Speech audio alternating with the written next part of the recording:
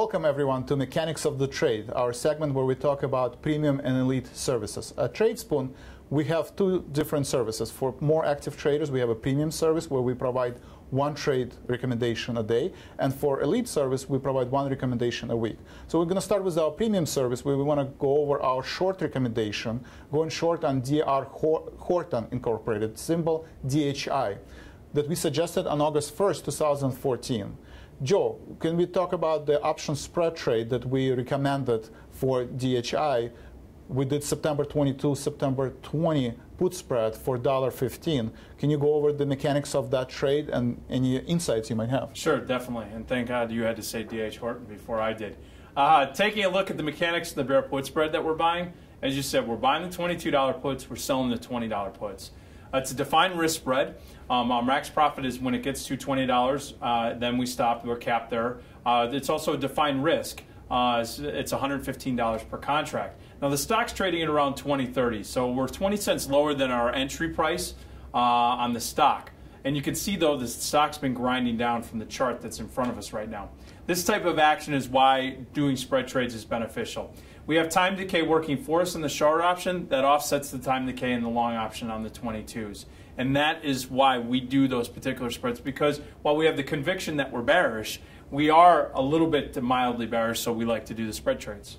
Right, and you could be correct on the stock in terms of direction, going bullish or bearish, but timing is the second, especially with options trading, timing is very important. And through history and through statistical research and analysis, we've, our conviction that we're looking for trades anywhere between 50 and 75 days.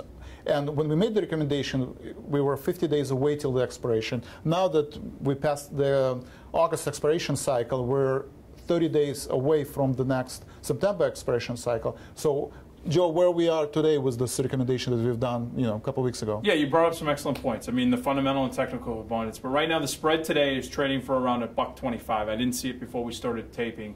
But the stock was, again, right around $20.30. That was on Friday. So, again, with time, as you said, September expiration now, 30 days left. Stock has been staying at this level. If it just continues to stay at this level or start to grind down just very slowly, this spread will start to expand quickly. That works in benefit for you, but keep an eye on that, because right now the market has been priced in the potential to plus or minus move about $1.60. Right now, from a maintenance perspective and just a position perspective, if you see an opportunity to take a 50% winner, I would suggest taking it. But again, also, I would also suggest too, Vlad, that if there is a one-day pop, right, and there's only about a 26% probability of it being below 20, if there's a one-day pop to the downside, you might also look for an opportunity to unwind as well.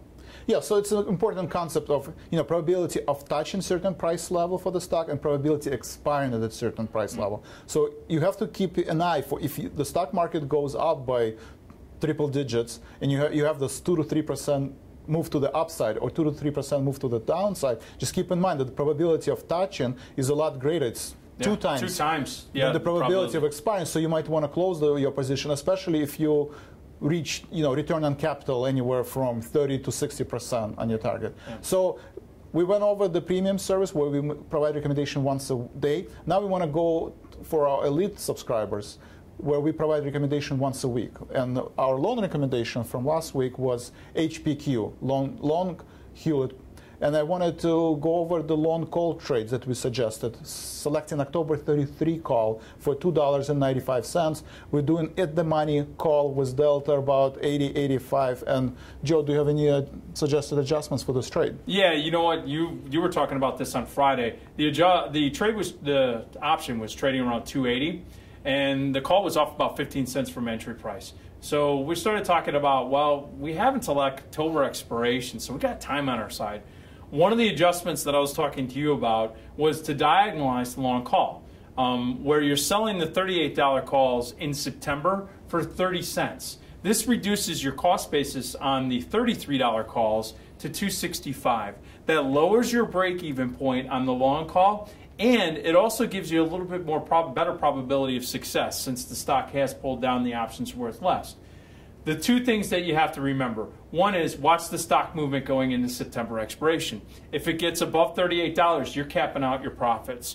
As you go, and there's only about a 20% probability, by the way, that it's going to be at 38 going into expiration. So it looks like there's a strong probability of it going out worthless. If, in fact, you start getting close to SEP expiration, one maintenance piece that I can give you is roll the position. So if it's trading at 5 cents, 10 cents, or even 15 cents, roll the 38 calls to October. Either roll them to the 38 calls in October or the next 20 delta option, whichever one is there. You want to collect some premium against what you're long. Unless you see that the market has really started to take off to the upside, then you can cover those 38 calls, take that profit that you have in the 30 cents that you originally collected, if you're buying it for less than that, and offset your purchase price. Then you're doing what you're supposed to do as the trader, and we're doing it prudently.